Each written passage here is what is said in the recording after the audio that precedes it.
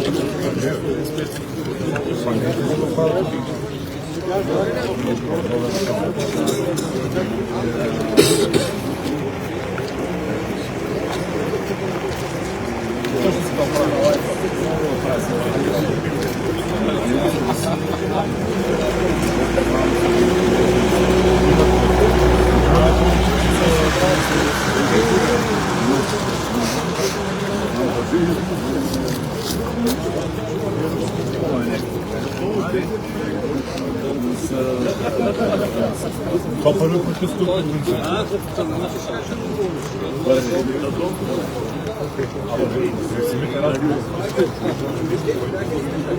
Било обещавано, било изпълнено.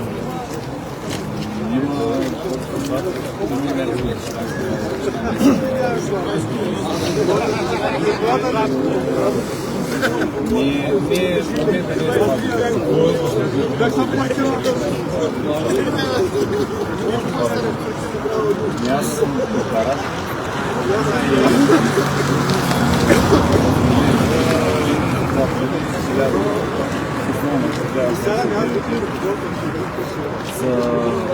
Следваше години след голямата инфлация, плащане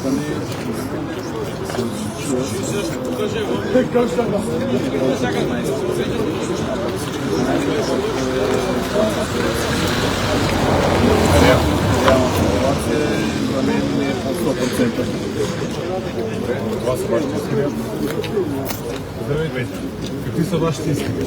Защо хората не? Всички знаем защо. Не сме специални събрани. Управляващи и ръководството знаят, говорили сме доста от нещата. Просто правим една сбирка в момента. Стане ясно, че не сме безучастни. Не сме назад от процесите. Няма да изпълняваме на подробности. Вие сте се самоорганизирали, няма някаква организация. Просто имаше си някакъв начин на комуникация, събрали сме инициатори, подкрепяме ги, така ясно, че не ги изоставяме. а другите разбраха, че са малко като от началници. Какво е тяхното мнение за това? Те подкрепят. Нека да навидат, нека да стане ясно, че подкрепят участници, най-вероятно ще не. Нека да видим някой друг служител да ми разкаже.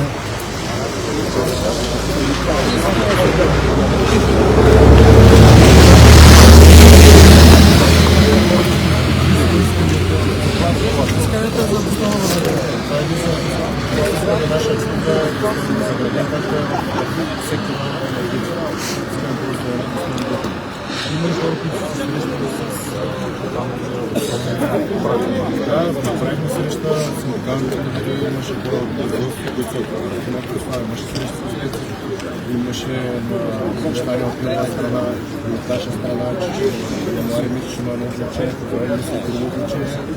И нека се спази обещанията, но хората вече не са изцяло приятел, за дълги години се благодаря само някои, на бизнес няма дохода и като цяло хората вече